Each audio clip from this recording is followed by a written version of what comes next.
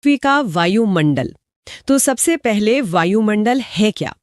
सीधे शब्दों में अगर कहें तो किसी भी ग्रह के चारों ओर जो गैसों का एक आवरण होता है उसे वायुमंडल कहते हैं। और इसी वायुमंडल की वजह से पृथ्वी पर जीवन संभव हो पाया है। बिल्कुल, और इसके अध्ययन को भी मतलब इसकी स्टडी को भी 2 हिस्सों में बांटा गया है। अच्छा। हाँ, जो वायुमंडल की ऊपरी परत है उसके अध्ययन को कहते हैं वायु विज्ञान यानी एयरोलॉजी। एयरोलॉजी, ठीक है। और जो निचली परत है जहां हम रहते हैं, मौसम बनता है, उसके अध्ययन को कहते हैं ऋतु विज्ञान यानी कि मेट्रोलॉजी। ठीक है, तो अब इस गैसीय आवरण की सबसे महत्वपूर्ण चीज पर आते हैं। इसमें कौन कौन सी गैसें हैं? हमारे वायुमंडल में सबसे ज्यादा कौन सी गैस पाई जाती है? मुझे लगता है ज्यादातर लोग ऑक्सीजन ही सोचेंगे। हाँ, ये एक आम धारणा है, लेकिन सबसे ज्यादा है नाइट्रोजन, लगभग 78.08%। 78%? जी, ये एक रंगहीन, गंधहीन और स्वादहीन गैस है। इसका सबसे बड़ा काम है आग को तेजी से फैलने से रोकना। मतलब ये आग को एक तरह से काबू में रखने में मदद करती है। सही कहा। और साथ ही ये पौधों के लिए प्रोटीन का एक बहुत बड़ा स्रोत भी है। अच्छा, और फिर दूसरे नंबर पर जो गैस है वो तो हम सबके लिए बेहद जरूरी है, ऑक्सीजन। बिल्कुल, ऑक्सीजन की मात्रा लगभग 21% है, मतलब 20.95%। और इसे जीवनदायिनी गैस भी कहते हैं। हाँ, और ये आग जलाने में सहायता करती है, जो नाइट्रोजन के काम से एकदम उल्टा है। एक संतुलन बनाती हैं दोनों मिलकर। बिल्कुल, ऑक्सीजन के बिना हम कोई भी ईंधन नहीं जला सकते। और तीसरी सबसे बड़ी गैस कौन सी है? वो तो 1% से भी कम होगी। हाँ, तीसरे स्थान पर है ऑर्गन, 0.93%। ऑर्गन, इसका क्या इस्तेमाल होता है? इसका इस्तेमाल मुख्य रूप से बिजली के बल्ब और ट्यूबलाइट में किया जाता है, क्योंकि ये एक निष्क्रिय गैस है। और कार्बन डाइऑक्साइड, इसका प्रतिशत तो बहुत ही कम है, लेकिन इसका असर बहुत ज्यादा है ना? हाँ, इसकी मात्रा सिर्फ 0.03% है। ये एक भारी गैस है, इसलिए ये वायुमंडल की निचली परत में ही ज्यादातर पाई जाती है। अच्छा। ये पौधों के लिए उतनी ही जरूरी है जितनी हमारे लिए ऑक्सीजन, लेकिन यही गैस ग्रीन हाउस इफेक्ट के लिए सबसे अधिक जिम्मेदार भी है। एक और गैस का जिक्र आता है जिसे भविष्य का ईंधन भी कहते हैं, हाइड्रोजन। सही कहा, हाइड्रोजन वायुमंडल की सबसे हल्की गैस है। सबसे हल्की? हाँ, और इसके जलने पर बहुत अधिक ऊर्जा निकलती है और कोई प्रदूषण भी नहीं होता, इसीलिए इसे भविष्य का ईंधन माना जा रहा है। चलिए, अब ये देखते हैं कि ये जो वायुमंडल है ये किन परतों में बटा हुआ है।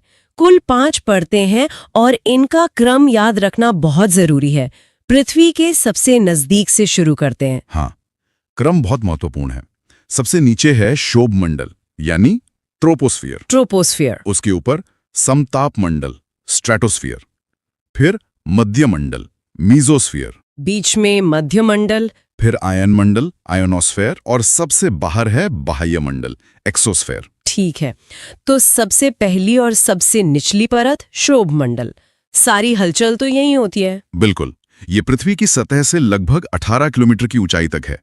18 किलोमीटर? हाँ, और मौसम से जुड़ी जितनी भी गतिविधियां हैं, जैसे बादलों का बनना, बिजली का कड़कना, आंधी, बारिश, इंद्रधनुष का दिखना। हाँ, इंद्रधनुष भी, सब कुछ इसी परत में होता है। और यहाँ तापमान का क्या होता है? ऊपर जाने पर बढ़ता है या घटता है? शोभ मंडल में हर 165 मीटर की ऊंचाई पर जाने पर तापमान में 1 डिग्री सेल्सियस की गिरावट आती है। अच्छा, मतलब ऊपर जाने पर ठंड बढ़ती है। जी, इसीलिए इसे संवहन मंडल भी कहा जाता है। ठीक है, तो शोभ मंडल के ठीक ऊपर है समताप मंडल।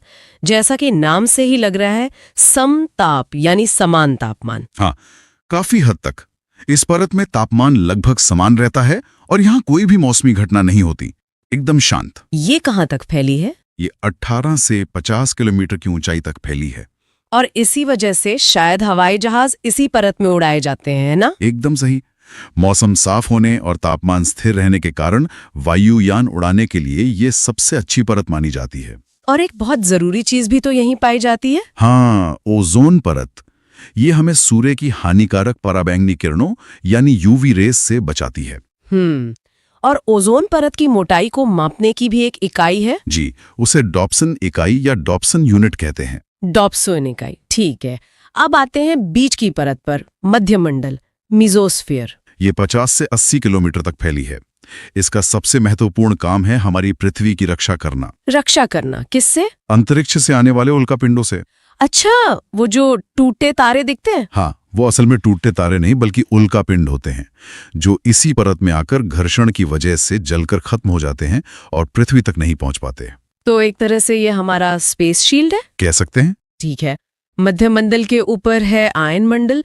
ये हमारे कम्युनिकेशन के लिए बहुत जरूरी है, ऐसा मैंने पढ़ा है। हाँ, ये परत 80 से 400 किलोमीटर के बीच स्थित है। ये रेडियो तरंगों को परावर्तित करती है, मतलब रिफ्लेक्ट करती है। अच्छा, तो इसी वजह से रेडियो प्रसारण संभव होता है। बिल्कुल। और जितने भी हमारे संचार उपग्रह हैं, मतलब कम्युनिकेशन सैटेलाइट्स, वो ज्यादातर इसी आयन मंडल में स्थापित किए जाते हैं। ताकि सिग्नल पूरी दुनिया में पहुंच सके। जी। और आखिर में सबसे बाहरी परत बाह्य मंडल, एक्सोस्फीयर। ये वायुमंडल की सबसे ऊपरी सतह है। इसकी कोई तय ऊपरी सीमा नहीं है, ये धीरे धीरे अंतरिक्ष में मिल जाती है। तो यहाँ क्या होता है? यहाँ पर हाइड्रोजन और हीलियम जैसी जो सबसे हल्की गैसें हैं, उनकी अधिकता होती है। वायुमंडल यहाँ बहुत ही विरल